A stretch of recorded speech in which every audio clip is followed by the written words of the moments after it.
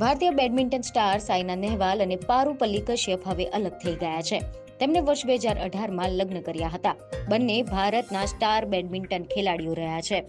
સાયનાએ ઓલિમ્પિકમાં દેશ માટે મેડલ જીત્યો હતો, જ્યારે કશ્યપ એક આંતરરાષ્ટ્રીય શટલર પણ રહ્યો હતો.